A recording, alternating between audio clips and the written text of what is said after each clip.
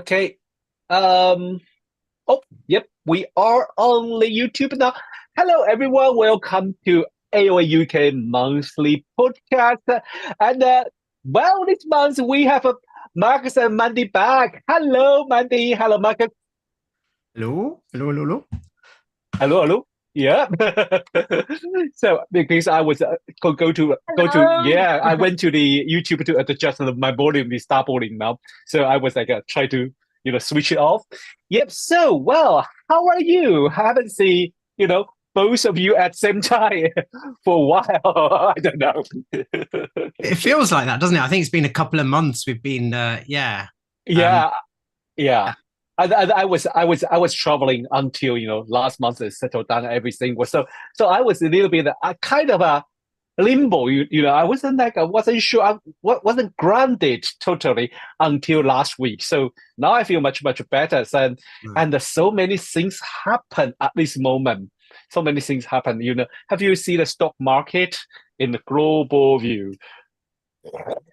No, I haven't, but I can imagine. I mean, yeah, Plummeting, yeah, plummeting. me and stocks are unmixy things, but I can imagine. Yeah, and Trump was just imposed the tariff for every country, and that's the major reason for the stock market coming down. But we are not talking about that today. But it would be interesting to to understand what we're facing.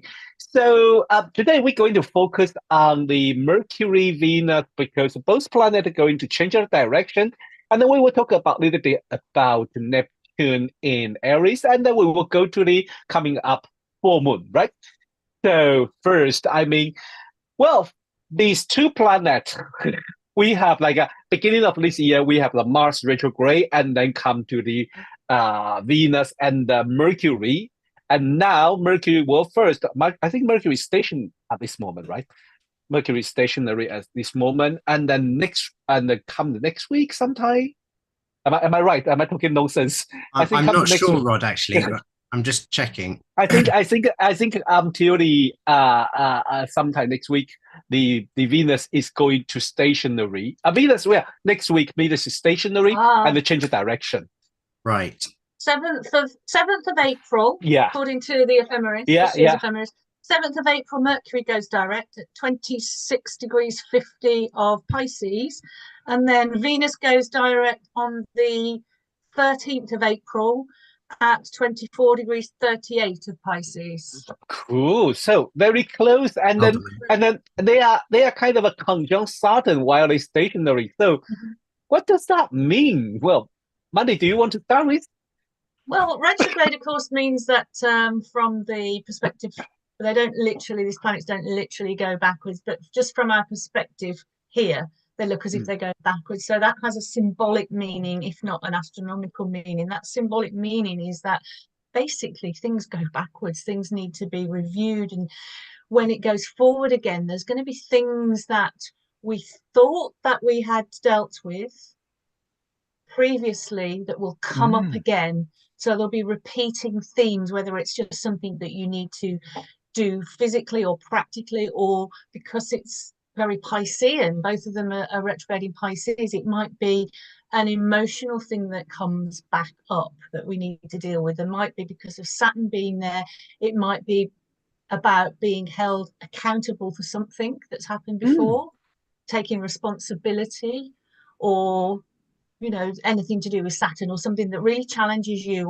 or an obstacle that you've been dealing with, something that you've been trying to, a problem, maybe it's an emotional or a practical, but a problem that you're trying to solve.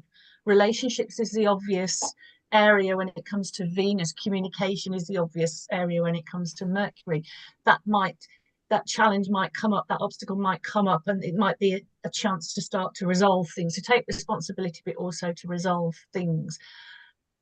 And I think if we just were talking about what's happening in the worldview at the Oh, moment, yes. so to introduce a major economic policy, as they've done in the US, with both Venus, which is also associated with money, and Mercury, which is associated with trade and commerce and travel, is, there's going to be let's just say there's going to be backtracking or changes, or things will be altered, particularly because they're in a mutable sign. So that's my Yeah. take so far. Yeah, sounds very interesting. Are you so maybe they're going to review everything very Yeah, soon then. yeah, Yeah. Marcus, absolutely. Marcus, what do you think about this I think that's movement? a really good take, Mandy. Yeah. Actually, yeah, and well spotted with the the some of those policies coming in during the retrograde. They probably will. It doesn't necessarily mean there'll be complete U-turn on everything, but there will have to be some adjustments for sure. There will be probably, but I agree with you about this being. I'd like to sort of plug the two retrogrades into the sort of the configuration that's active at the moment, that's coming in, the sort of Mars Saturn trine that's been approaching and within orb for, it feels like weeks now, you know. It's sort of like they've been slowly grinding towards that trine, and they're both of them quite weak. Like Mars is in Cancer, the sign of his fall, and Saturn's not very strong in Pisces, but um there is a constructive potential in a trine. So with the Mars Saturn, the constructive potential here is for sort of having some emotional discipline to work through turbulent emotions, or on a practical level, Mars in Cancer can be like um like the home being broken up, or family disturbances, or disruption in the family, or arguments in the family, or whatever.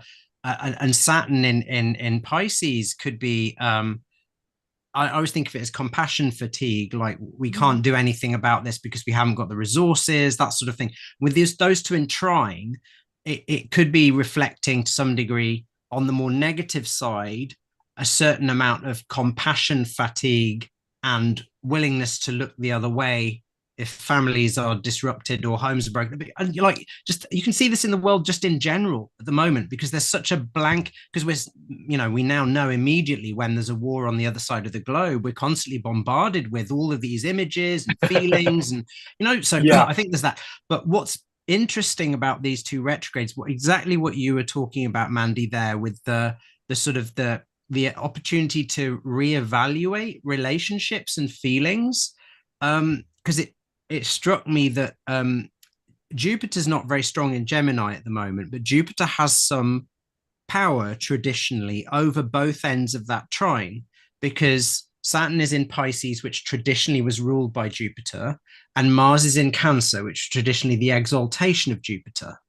And it's almost like this whole trine is held together with string and blue tack and whatever, because Mercury, having retrograded into Pisces and applying to conjoin that Saturn, amplifying the difficulties, compassion fatigue, we don't have the resources, all of that. Mercury is weak in Pisces, but it's in a mutual reception with Jupiter. Mercury is ruled by Jupiter traditionally, Jupiter is ruled by Mercury. And Venus, which is retrograding back towards that Saturn, is really strong in Pisces. So Venus will add a lot of compassion. So it's almost like the trine at the moment, the negative side of it is, all right, compassion fatigue. Nobody can be asked to do anything about things being broken up and families being broken up and people being whatever, all the stuff that's going on with families, whether that be in war zones or whether it be on domestic fronts at the moment.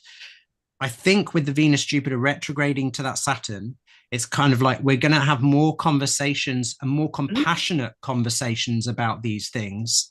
Mm-hmm. And exactly as you were saying, Mandy, the retrogradation will indicate not just perforce, perhaps, a reappraisal of any decisions that were undertaken during the retrograde financially, but also perhaps another look at some of our attitudes. Maybe this is what the more positive thing is, but I say it's all held together with string and blue tack, so I'm not expecting massive shifts, but perhaps on an individual level it would be quite good if people are going through tough times emotionally to help find a bit more compassion and to think about things from a slightly different angle. Yeah, Something like that. Marcus? Yeah, I 100% agree with Marcus and Mandy. What do you say? And what do you say? Just remind me a news which I read a couple of days ago about the great Elon Musk. And in one of the interview earlier this year in February, he was talking about empathy. He said empathy is a weakness. Empathy is a weakness. And Oh, then wow. another Okay. interview early in March, he was complaining about the why. I forget the exact word, but then what exactly he said, he complained is about how could people laughing at his pain. Yeah. Yeah. And you Mm. just like what you describe with this both planet move into Pisces, he's like yeah, empathy is a weakness, and then The, you the, guys have any empathy. yeah, that's Mm. fascinating. I Is can't remember much about Elon Musk's chart particularly. He's got an interesting chart. I think there's Cancer? Cancer rising, Mandy. Yeah, Yeah. Cancer rising, definitely. Mm. yeah, Is he Cancer a Cancer rising. sun as well? I can't. Can't remember. No, I think it I might think be Mm. Cancer rising. Virgo. I think it was Cancer rising. I know he's got this interest. I always remember he's got an Mm. interesting Cancer rising with Moon in Virgo and Mercury in Cancer. So he has this really useful reception Could to be, a few yeah, things. yeah. But I can't remember the rest of his chart. Mm. But I do just archetypally, I do think both the malefics for me can be a little bit devoid of compassion sometimes. They can be a bit hard-edged, right? Mhm. Literally. So when you've got trine between the two malefics, it can really facilitate on the negative that kind of attitude, that kind of like, we don't need compassion. What you need, why do you need compassion? All you need to do is get the job done. That's like a very Mars Saturn attitude, right? Get the job done, which can be super positive. It can be really productive, but it can also be, and I think when I know as a natal Mars in Cancer, it's not a very good Mars because it's an emotional Mars. So it's like you're actually you can be acting out of emotion when you think you're acting out of, I don't know, righteous anger. It's actually childhood trauma driving the bus, you know. Mm. So it's kind of that's interesting, and I do think the retrogrades at the moment will help. And obviously people will have different opinions on Elon Musk and whatever. Yeah. And he's, you know, there'll be different a spectrum of opinions there, but I hope personally that it sort of helps him sort of see things from a different angle, Yeah. and also helps people, because everybody gets sort of like, I can see if you're a very prominent person, how you'll immediately get like massive feedback amplification from everyone online, right? So it hopefully helps the discourse as a whole get a little bit more empathic. Yeah. That's a fascinating line. We're too empathic. Yeah. Yeah. Gosh. Very interesting. Very interesting. I guess you might say that you can't be a billionaire if you are too empathetic.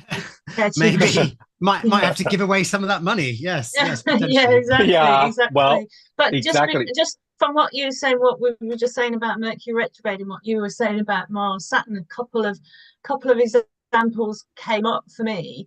One is personal, the other one is what's coming up in the world. You've got obviously the Mars Saturn, and then you've got those two Piscean retrogrades with the Saturn involved in Pisces as well.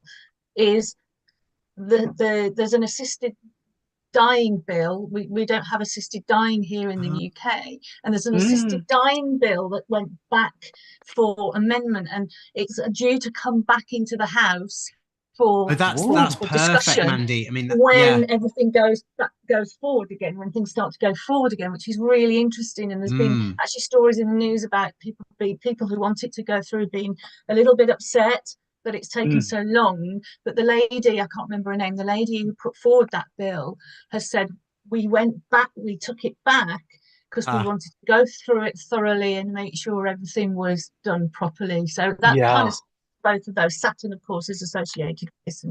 And then the very personal one as well, which again ties into both of these things, the retrogrades, but also the Mars Saturn, is that I've noticed not noticed it in my face, but in my meditations, I've been doing very deep meditations, as you would expect, but some real feelings I thought I'd processed have come up. One of them being anger. That's really, and that's to do with family dynamics and that kind of thing. And it's like, oh, okay. That again,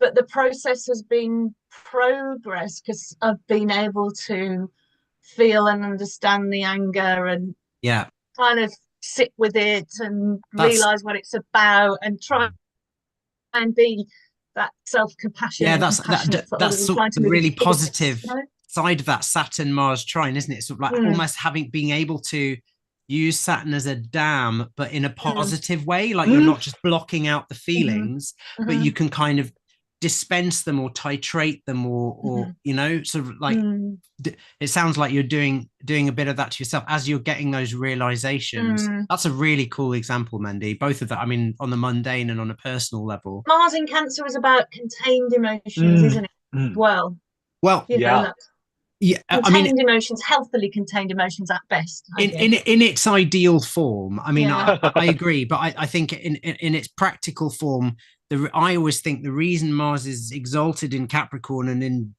fall in Cancer is because Capricorn gives it lots of boundaries, you know, points the soldier in this direction and says, do this and then stop.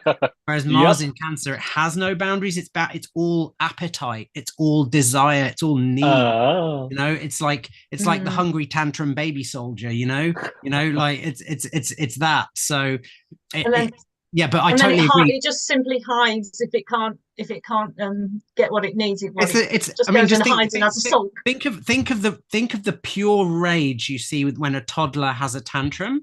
That doesn't mean with everyone with Mars in Cancer is like this 24/7. I mean, I hope I'm not, you know, but it's I've never seen it. No, we never. Well, I've had my moments.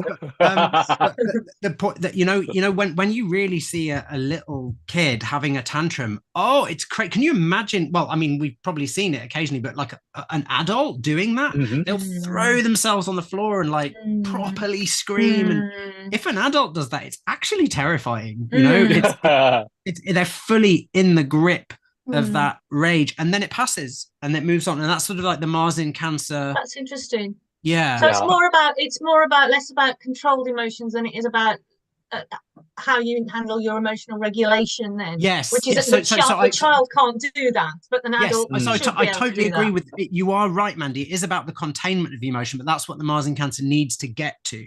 You know, so and I think this is what you were alluding to, that in its highest form it should be that. That's what's necessary, and the trine will help that.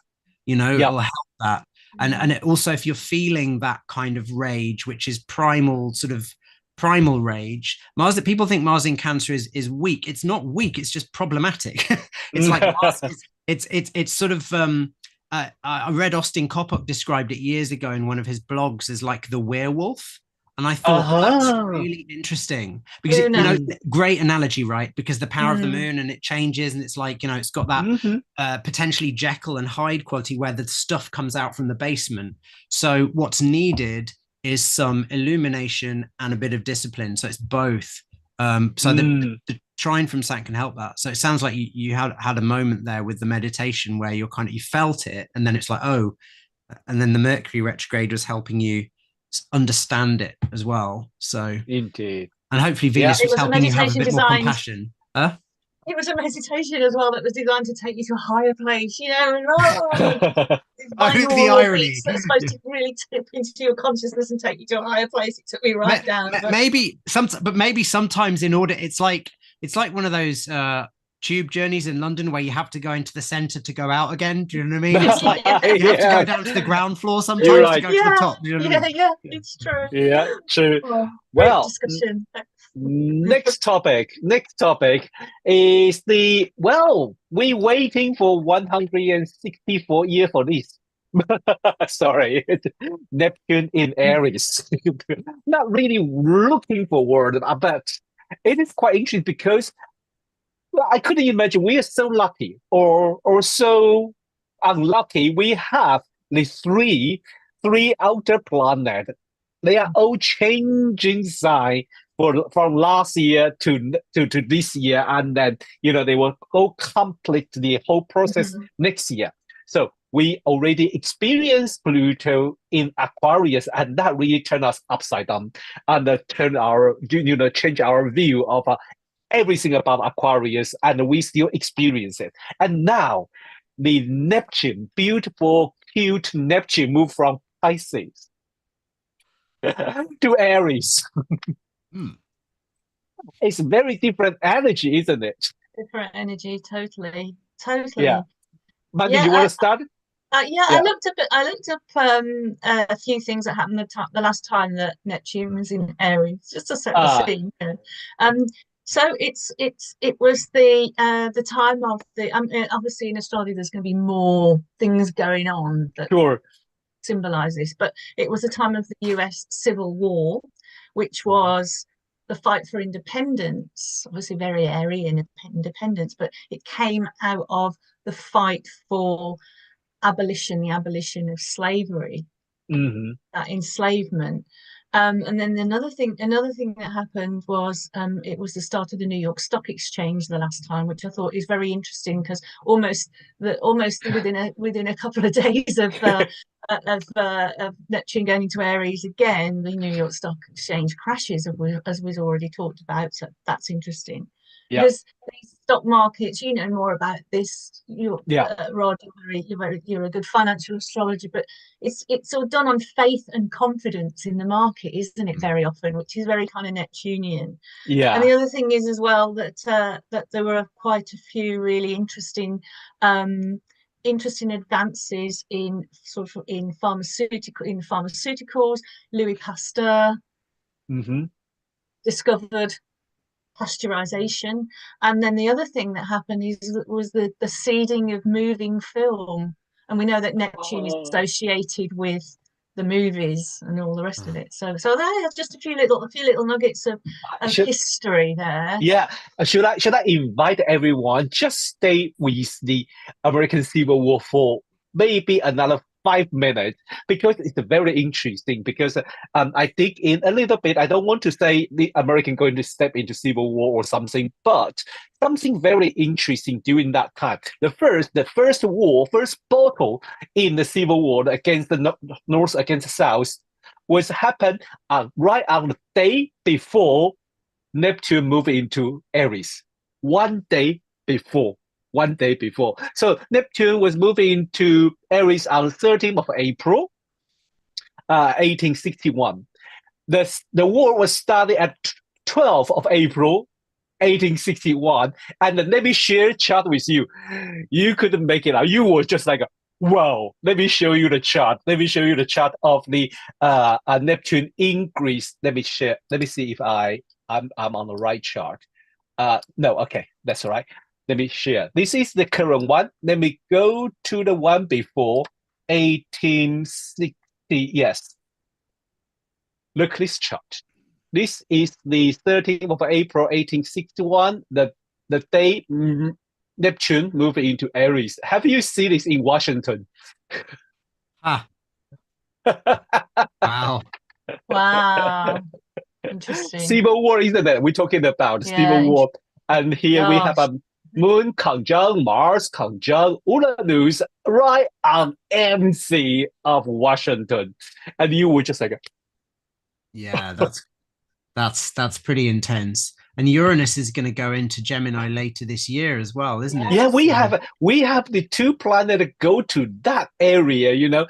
So maybe it's about time they kind of maybe I shouldn't say we all reflect a bit about the spirit of that time. But I was just like, I want to share this kind of fun fact that they just happened 1 day before. 1 day. I don't want to focus on war, but that's 1 day before. Yeah, and then when you see the chart, you see the Mars conjunct, Moon conjunct Uranus right on the MC. You're just like, oh, okay. I mean, obviously Neptune's gone into Aries now, right? Was there anything that happened in global or American politics the day before Neptune popped into Aries this time? I mean, clearly there's no civil war in America right now, but there's a lot of political tension.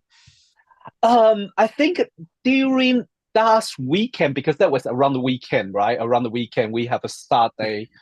We have Saturday the solar eclipse, and Sunday the Neptune moving into Aries.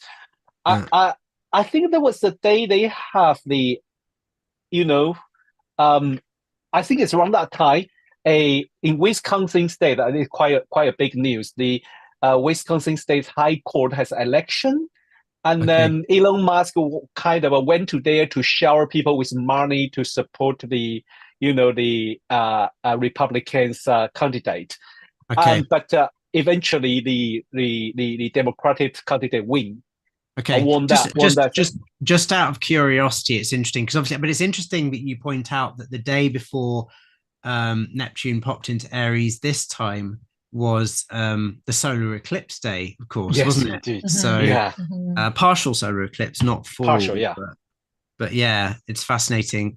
The other point I'd make on sort of the current instability in American politics, let's say, and I know that will be a divisive statement and annoying to some because, but it clearly is unstable. I mean, in the sense that there's a huge amount of division. I always harken back to the Great American Eclipse, and I know I've said this before, of 2018 or whenever it was, but 2017, was it? I can't remember, 2017, 2018. It was the eclipse in Leo. So we're going back a few years that was on Donald Trump's ascendant and Mars. And it was that eclipse, the first, because there has been another eclipse, but it was the first of the eclipses that crossed America from seaboard to seaboard. So it's like this was an eclipse that was going to affect the whole country. And it picked up Donald Trump's chart. So he was like an eclipse avatar. And we talked about this at the time, and we made observations and predictions with mostly inaccurate, because probably at the time, born out of our wishful thinking, we were thinking he probably wouldn't last very long as a president. But we were saying that he would definitely affect the country and probably create, in some way, or be an avatar of, to put it more fairly, a lot of division, because that eclipse fell right on his Mars, on his ascendant. And Trump's chart fits quite harmoniously in some ways with the American chart, with the Sibley chart, doesn't it? So you can see why he's risen to power in America. But I sort of put it down to that, and then we've got the Pluto return, and then the additional factor that you're talking about now, Rod, and there'll be a Uranus return coming up as well. Yes, so it's just like we've got multiple layers of things that sort of that are going on, because there was another eclipse that went across America from seaboard to seaboard, I think a couple of years later, wasn't there? So there's two highly prominent last year.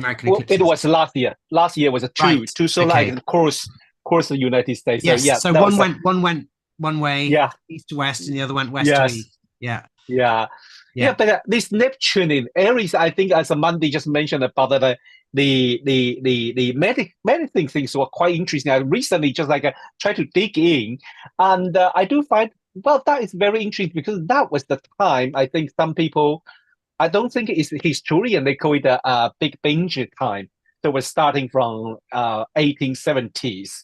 So with all the morphine, heroin, and old people consume, a lot of them try to use that as a painkiller or help to sleep, during that time. So that was the Neptune in Aries time, was all coming out all together. So start from that time. And that was I think heroin was met around 1874, just before the Neptune moved out of Aries. But why they call it heroin? Because they say that medicine, you took it, you feel like you are a hero. Neptune in Aries. Wow. Yes, very, very good catch. Amazing. Yeah, that's amazing. Wow. Gosh, and of course, incredible. It was given by injection, which is a very martial method of administration, right? That escape into a different reality. When if we're very strong in Neptune, there can be an issue with wanting to look reality hard in the face, and if you can inject yourself with someone who will take you somewhere else, and make you feel like somewhere fast, like there. Instant, instant. Wow. How they name it, I just feel fascinated when I hear about it, because make you feel like you are a hero, and I'm like, Aries. That's really interesting. I mean, some more, unless Marcus, you're a medical man, unless you have something more to say on that. No, not off the top of my head. I'd really love to do a study of those dates and stuff with the drugs. I hadn't really thought about that. It's a really, really interesting point, Rod, that one about I'd love to do, because I have several little offshoots of that, because I'm thinking Neptune in Aries. I mean, obviously you can see the injection part, the fast acting, the sort of combination of the Neptune drugs, escapism. During that time. But I'd love to do a little study on the dates there, just to see, because I was also thinking, what was one of the more negative associations with Mars ruled signs is war. So were these drugs introduced as a result of wars, or did they, because obviously there've been drug wars throughout history, frankly, like, British involvement in China was very, very murky. You know, the Opium Wars, all of Yeah, that. Opium War, yeah. Yeah, that all that lovely colonial baggage. You know, but all of that has been going. I'm not sure if that fit with the. But it sounds like the Neptune in Aries might have been, you know, maybe faster, more aggressive. I don't know. Could be, because people are easy to jump to one wagon against another, So it's like they pick people probably like really, really passionate about some idea, and then I have to take the action and to against another idea. Yes. So, yeah, but I like your approach, Mandy, and yours, Rod. Just like that's the best way to do this kind of research is to go back in history and look at, okay, when was the last time this planet was here, and the time before that, and the time before that. You sort of probably will only be able to do this about 3 or 4 times with Neptune at maximum, because it's like we're going back like 100+ years each time. Yeah. The records get increasingly unreliable, shall we say? But I looked up just for a bit of fun. The last time Neptune, this is about the Saturn-Neptune conjunction, which is going to be coming up early next year, which is at 0 degrees in Aries. I looked at when the last time we had that conjunction in Aries. Ooh. And it was there were still woolly mammoths on the Earth. Really? So it's like 0 Aries, like so that's just how sort of we're in rare times, I think. Yes. But going back to just obviously that's for next year, but we still should be thinking about these things. But going back to sort of Neptune, go on. No. Finish your thought, Mandy, and I'll pop in afterwards. And Neptune in Aries, like more generally, it's about it's about the idea of fighting for or asserting collective values. So it's a time to think, what are our collective values? It's associated historically and thematically and symbolically with utopian tendencies. It's also associated with the left wing, and we're seeing a shift to the far right. In several countries around the world, including the UK, in Europe, in America as well.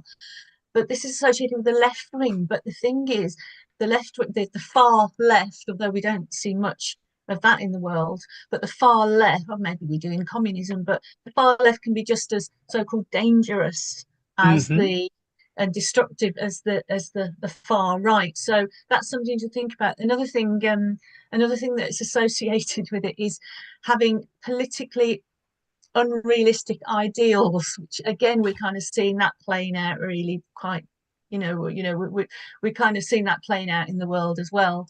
Politically unrealistic ideals. Yeah, I mean, say no more really. But interesting. But we are really asked to find creative ways to it's a creatively fertile to start thing that's creatively fertile that will bear fruit later on, definitely. Dreaming up a new world. Yes. And a wake-up call as well, of course. I wake agree. up from a dream, right? Neptune in Pisces. Yeah. That Mandy, actually. Yeah. And the other thing I was trying to think of doing the Sue Tompkins technique of keywords, for planets. And if I put sort of Saturn, Neptune in Aries, the only phrase that came up to me was dissolving firewall. So sort of like, because you've got Saturn in its fall, right? The boundaries are falling apart. I remember the Saturn-Neptune conjunction in Capricorn, where Saturn is strong, was the fall of the Berlin Wall, right? That was indeed. Huge ramifications for politics globally. But so this is dissolving firewall. Think about all the way that could be potentially literal in terms of the digital world and all kinds of shiz going on there. But there could also be if there have been certain boundaries between treaties or countries that have been established for years, there could be an ideological shift which causes these established bonds to dissolve, and you can see these potentials building now, I think. For example, just an example between Canada and the United States. Or between Britain and America, or between America and Europe, or between but it's dissolving firewall. It's like these sort of, but it's it's sort of like got this feeling of that wall melting, but it might melt in a in a lava flow like way, not in a, Ooh. but so there's all sorts of ways that could be for good as well. But I was just, the point I was trying to butt in earlier, but then decided to be Sorry. like polite and stuff earlier when you were talking, Mandy, because you made me think about that Saturn Neptune in the time of the woolly mammoth, literally like that long ago. Again, it'd be an interesting historical study to see, did it, because it's a zero Aries thing, as you were pointing out, so it's literally the beginning of a new grand cycle Yeah. It was the beginning. It was also the beginning of Egypt, when Egypt and the pharaohs. Right, It was right at the interesting. beginning of that. Yeah. Interesting. So it's like it's the, because we look at zero Aries like that. I don't know if you guys you both will know this, but maybe our audience won't. The Jupiter Saturn cycle was the way that the ancients measured larger epochs of time, as you guys know. So obviously Jupiter and Saturn conjoin in the sky every 20 years, and then, as we know, every 120 140 years, wiggle room, they change element, they conjoin in different elements, and then every, I can't remember what it is, every 800 plus years or whatever, 700, I can't remember, I'd have to look up the number, but every larger number of years they begin again in fire signs. But when you've got a conjunction of two planets at zero Aries, that you could take that, particularly if it's an outer planet involved there like Neptune, you could take that as a beginning, as a huge cycle of time, which only goes back. And I think when these big cycles go back to the beginning, it's a bit like that hysteria over the Maya calendar, where it's like, oh, the calendar's running out. It's like they knew that time was sick. They knew that, they didn't think of it literally as, oh, back, they used to think, the Maya literally used to think of time as a spiral, more like a coiled hose pipe. That thing of history never repeats, but it rhymes. And I think that's what we're looking at as astrologers. So anyway, all of this like thought diarrhea, just to say that Saturn Neptune conjunction back in the woolly mammoth age, it'd be interesting to look at what began. So Mandy, if you're saying that Egypt began, what might rhyme with that after that? Do you know what I mean? It's really interesting. And why? Because Saturn and Neptune, what's that about? It's about some sort of is it a dissolving of a boundary, or an ideal of what the limits are, like the dream of what the limits are to human possibilities? Well, here's something really interesting. So next year, when Saturn and Neptune are still in their conjunction in Aries, they're going to be sextile to both Uranus in Gemini and Pluto in Aquarius, which are going to be in a kind of a trine. So you're going to have like a sextile trine sort of aspect pattern. And Andre Barbeau, in his planetary cycle, amazing book. And I have to give credit to the astrologer Pam Gregory for reading this quote out on her blog, channel, on a YouTube channel. But Andre Barbeau in this book, who, by the way, he was the guy who basically predicted the pandemic years before it happened, that we had 2020. He said that this is coming up next year, really towards the end of this year, starting next year, this Saturn, Neptune, Uranus, Pluto in trines and sextiles with each other. He calls it a configuration that gives us an opportunity for exactly what you were just alluding to, a splendid relaunch of civilization. The question I would have, as the cynical Scorpio rising in the room, is, I know what you're going to say. Required in order for that splendid relaunch? Everything's got to collapse, right? Yeah. Does it look splendid from the view of a history book? Do you know what I mean? Or on the ground? Well, that's really cool. That's really cool. Yeah. And if you say, if we have to go through that process, we don't have much time, darling. Run fast. Well, mate, I guess I always think things look different from the ground, don't they? Like when you're living your transits, and when you're living through those times, they might get really difficult, but somehow they're always different from what you'd imagine, Agree. Yeah.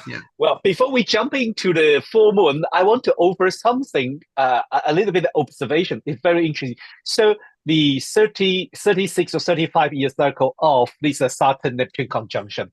So Marcus just mentioned about Jupiter-Saturn, and every 20 years, they conjunct, and for 180 or something year, they change the element.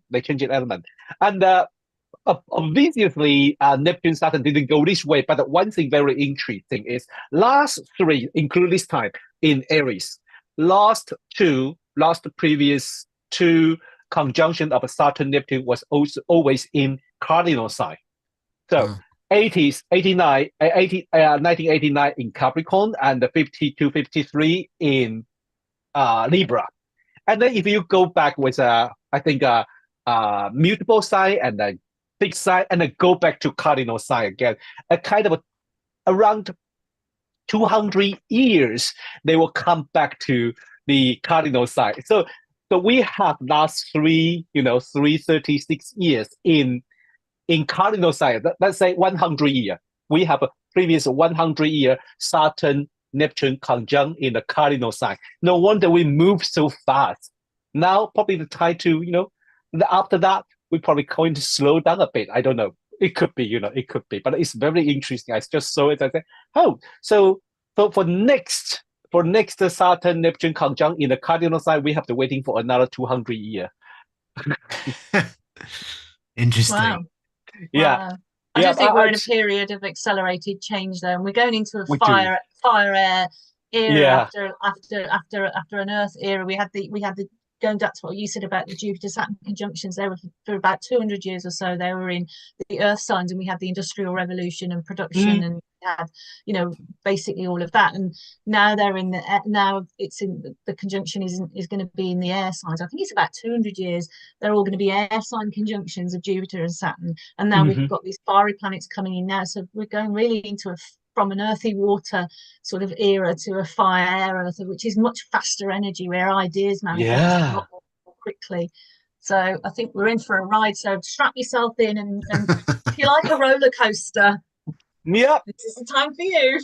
Yeah, I prefer my feet on ground. Okay, should we go to the coming up full moon, because it's a very interesting full moon on the 13th of April. Let me share chat with everyone. Here we go. So here is the 13th of April, and we have full moon at 23° Libra. So interesting. You just look at that sun conjunct Chiron. Yeah. So the first is like it looks like apart from conjunct Chiron, you not really have many other. Well, I mean, major the chart is one of those weirdly shaped ones, though, where they've kind of they've distorted the signs to fit the houses. So sorry.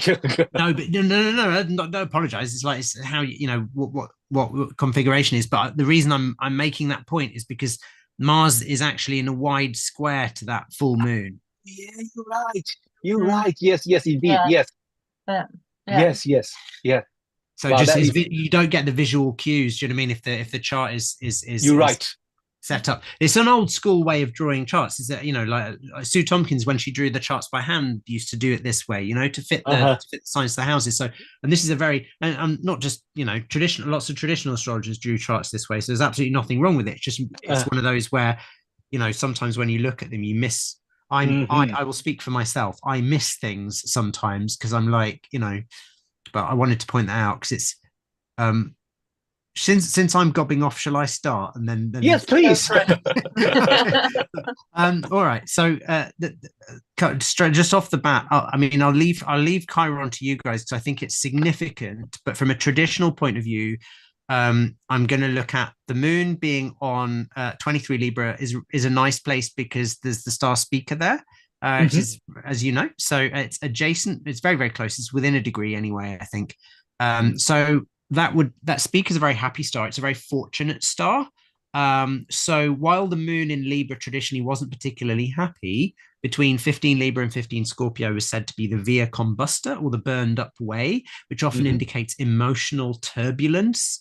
Like the moon is less unhappy in Libra than she is in Scorpio, where she's in fall. but it's kind of like here she's vocally unhappy, but on the star speaker, there's some great good luck or protection that is afforded the moon at that degree, or close to speaker. On the other hand, Mars is squaring this full moon, and that will increase the turbulence and the tension. So, I mean, it's basically a full moon where people's feelings might be getting a bit activated, and people might be a bit inclined to be a bit more vocal about their needs. They won't necessarily articulate their feelings very well, but they might vocalize their needs. However, their needs are perhaps, I would suggest at this full moon, are might more likely to be met because the full moon being on Libra, there's an element of luck or protection there, which is nice. And that probably fits in with the stuff that we were talking about at the beginning of the episode, because at the time of this full moon, we've got Venus and Saturn and Mercury are all trining Mars.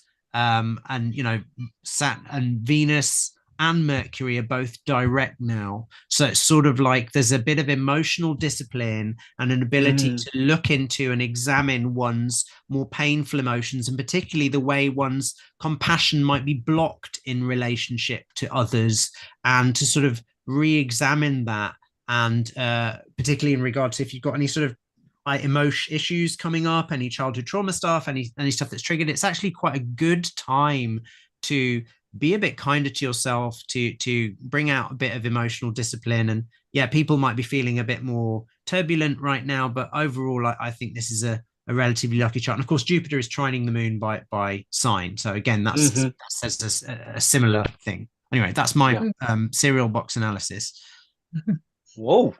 Yeah. So, Mandy, how do you see this full moon? Yeah, I mean everything that Marcus said, brilliant as usual, as always. And you know, going back to what we said earlier in the you know, the stuff we said about the Mars stuff and the retrograde stuff, and even about the Neptune stuff, all kind of fits anyway. So we've already really talked about a lot of the stuff that's in this chart for the full moon, but because it's full moon, of course, it's that intensity, or always brings that intensity, because it's an opposition.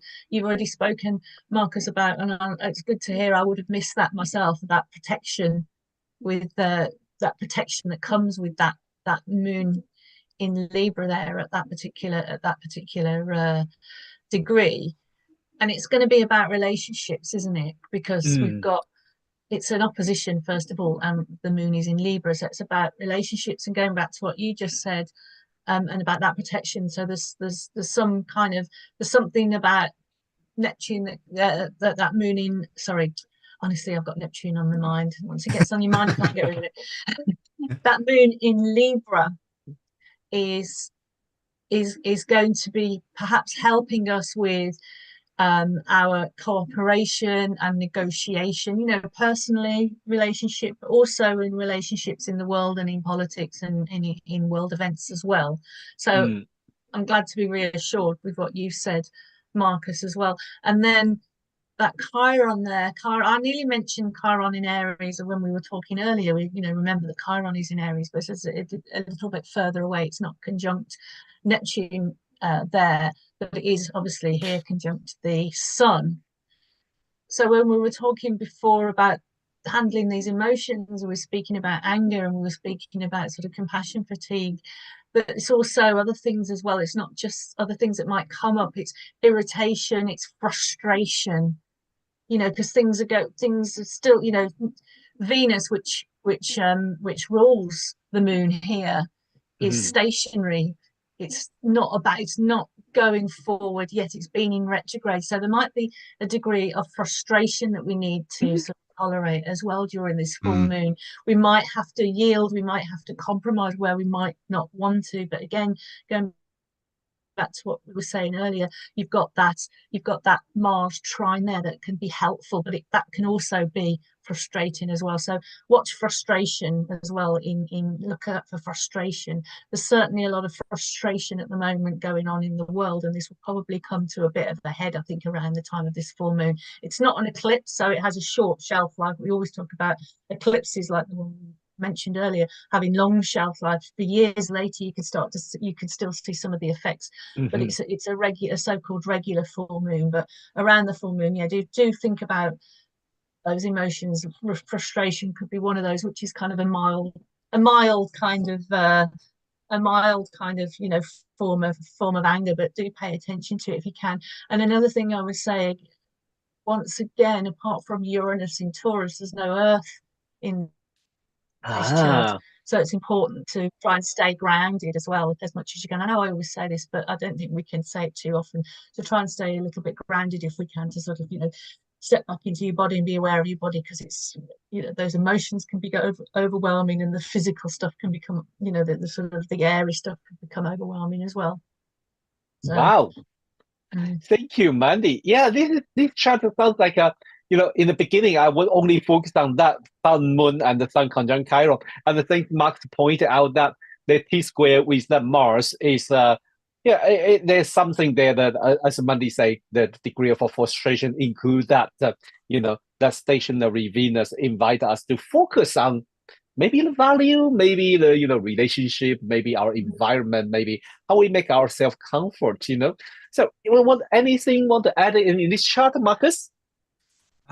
No, all of that's good. I don't know. I had a few little thoughts, but they're not fully formed. I wanted to mention something. Okay. You mentioned Pam Gregory earlier, Mandy, and I'll name drop my favorite YouTube astrologer, other than ourselves, of course, and that is Lada Duncheva, and whose channel I very much enjoy. And she made a really interesting point about this month's astrology, and I don't think she was particularly alluding to this full moon, but she was, or maybe she was, but she was thinking, no, not this full moon, but she was thinking about the Venus stationing with Saturn on the North Node in Pisces and Mercury. And this is a very unique take, which I quite like. She sort of said, this is a time, because the North Node brings in new karma, brings in new stuff.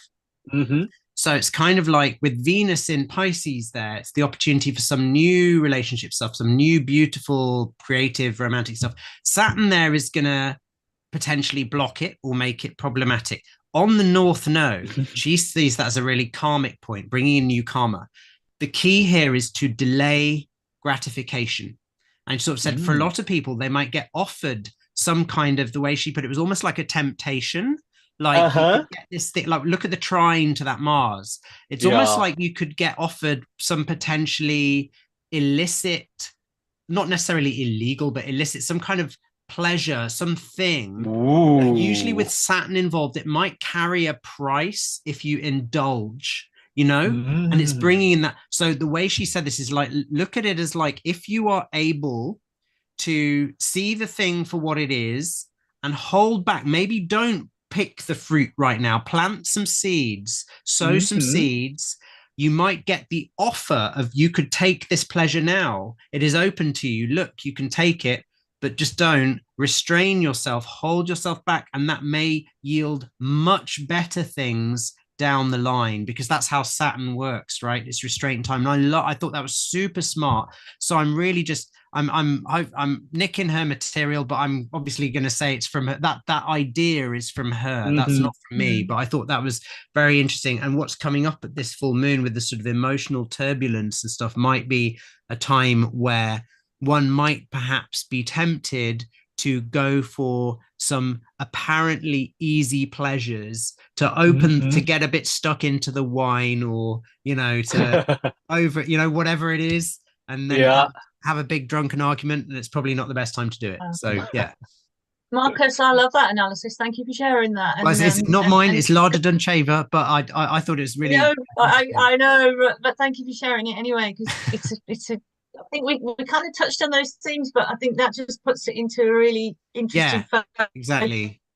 Something that practical that you can actually work with, and because we've got a full moon, we know on a full moon we're more likely to want to go and do it, and I'll take that. So that's a good caution. Caution, of course, is very really good. I like that a lot. Cool. Well, I think it's about time to say good night. And well, we talk a lot of things, more than what we expecting. To be honest, I was like kind of surprised. I have just like a bombarded with a whole lot of Neptune and everything. But I just feel quite interesting to see all those patterns. But I really enjoy the full moon chart things, because they point out, you guys point out a lot of things I didn't, I'm kind of overlooking it, but I think that this moment could be, quite Well, interesting. I think we haven't done a show with all three of us present for a couple of months now. So this Yeah, is because true. each of us will see slightly different things in the chart. So do you know what I Indeed. mean? Yeah. Yeah, indeed. Well, before we say goodbye, I I love want it. to I want to do a tiny advertising. This month on 26th of April, and then also next month, the 3rd of May, I offer a astro mapping technique course. From the 26th of April, we were going to look at the astrocartography, and the 3rd of May, we're going to look at the local space. And the both courses are donation based. I want to try a little bit to see how does that run for donation based, because could encourage more beginners. If they don't want to pay a lot of money, they can come to join us. So if you are interested, please come to join us, and it's donation based. Just go to visit our website, www.aoauk.co, and then you just click and just give what you can, and join our course for the astrocartography and the local space. Also, I want to welcome everyone this summer during the Astrological Association's conference, because Marcus will give the workshop. Marcus will be there to give medical astrology workshop, right? Yep. Yeah, and I will give the astronomy workshop, and then Mandy, we may be going to see you there. I think you'll probably definitely see me there. I'm not going to talk this year, but you'll probably see me there. I might even be rolling up my sleeves and helping out with the event as well. You never know. We're going to have a party together, three of us. Been a while. That's good. Yeah, that's Yeah. good. And then I want to tell everyone, if you don't know, if you book the conference before the end of April, you have a huge discount. If you go residential, you probably can get as much as £200 discount. And if you go to online, I think it's 125 or something. Okay, so go to visit the Astrological Association website. And then next week is our Mountain Astrology panel. So Nando and Lian and Louisa, Liz, Jolie, all our regular group will come back. We are going to talk about a lot of things. just see what the world become. Okay, so see you next week, and then see Mandy and Marcus next month. Goodbye.